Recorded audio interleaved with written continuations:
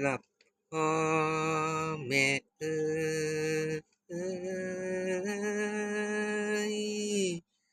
ได้เวลามาขอสิรำร้องทำนองขอนแก่นขอช่วยเสียเด้อแฟนๆทั้งพ่อแม่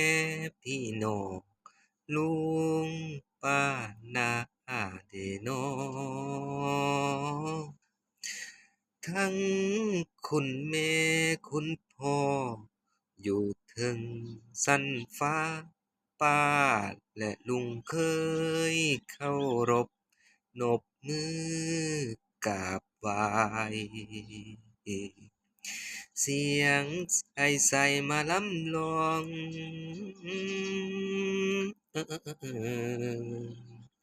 เป็นทำนองฝากส่งข่าวทั้งฝั่งไทยและเมืองลาวพร้อมเมริกาด้วยขอนอน้อมสบายดีพ่อพ่อแม่เอ่ย